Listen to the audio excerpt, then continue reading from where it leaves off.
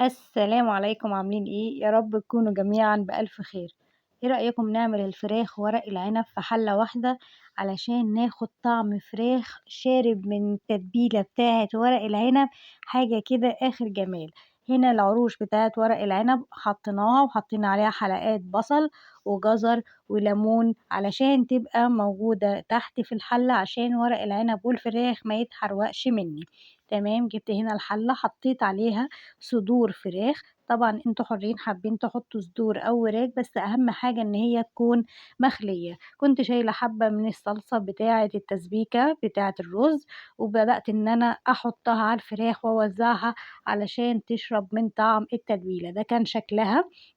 طبعًا هي الصلصة فيها توابل، فأنا ما احتجتش إن أنا أزود ملح أو فلفل أو أي حاجة تاني، هي كافية جدًا. هاجيب بقى ورق العنب بتاعي، وللأسف أنا كنت زعلانة جدًا النهارده، لإن ورق العنب اللي جِبته للأسف ما كانش حلو خالص، وكان بيتهري منّي جامد مش عارفة ليه. نوعه ما كانش حلو خالص، مع إني جايباه من حد فلاح، بس يالّا بقى يعني نصيبي، بس زي ما بيقولوا الشاطرة إيه تغزل برجل حمار. فأنا إيه حاولت قدر الإمكان إن أنا أضبطه معايا. طبعًا خلطة المحشي دي أنا عاملاها في أكتر من فيديو، فما رضيتش أطوّل عليكم النهارده بيها، تابعوا الفيديوهات بتاعتي. تمام؟ أهم حاجة بقى إن أنا ما ألزّقش صوابع ورق العنب في بعض، عشان أخلّي منفذ ومساحة للفراخ إنها يوصل لها الشوربة فتستوي معايا وتبقى حلوة، علشان ورق العنب لو كلّه مكتوم في بعضه ومرصّص في بعضه مش هيوصل الشوربة للفراخ وممكن ما تستويش منّي كويس. هنا بقى الحمد لله، الحمد لله عرفت إن أنا ألِف ورق العنب كلّه، رغم إن هو كان صعب وكان بيتقطّع، وهنا خلّصت كمية ورق العنب. تعالوا أورّيكم بقى طريقة حلوة أوي، أوي للشوربة.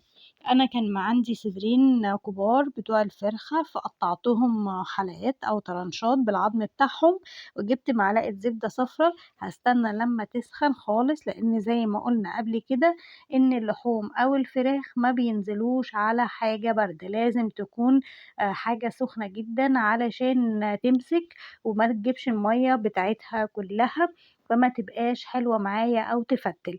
فلازم أستنى لغاية لمّا تقدح خالص أو تسخن خالص. بُصّوا بدأت حتى تعمل أهي فقاعات أهي. هانزل بقى بالفراخ بتاعتي المغسولة والمتقطّعة بالناحية اللي فيها الجلد. تمام؟ هانزّل بقى كل كمية الفراخ كده، الخلطة دي هتعجبكم جدًا، جدًا. معلش لو صوتي مش مضبوط، بس الجو مش مستقر، فأنا عندي برد شوية، فاعذروني لو الصوت طالع مش مضبوط أو واطي أو كده. تمام؟ هنا أنا نزّلت كمية الفراخ بتاعتي، هاسيبها بقى خالص لمّا تاخد التشويحة بتاعتها. الطريقة دي حلوة أوي وبتدّي طعم وريحة حلوة أوي للشوربة، سواء اتعملت بالفراخ أو اتعملت باللحمة أو بالأرانب، بتدّي طعم حلو أوي، أوي للشوربة ولون حلو أوي. بتبقى طعمها مدّي لطعم شوربة البصل. تمام.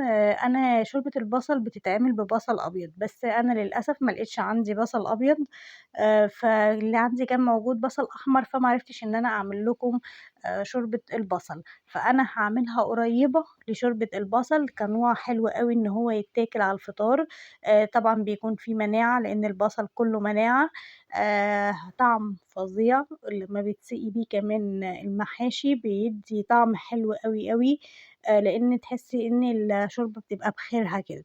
هابدأ بقى إن أنا أقلِّب الفراخ بتاعتي على الناحيتين كل شوية، مش هادّيها اللون التحمير أوي، علشان ما تغمّقليش الشوربة بتاعتي، يا دوب بس تاخد إيه، تلوينة كده من على كل جنب.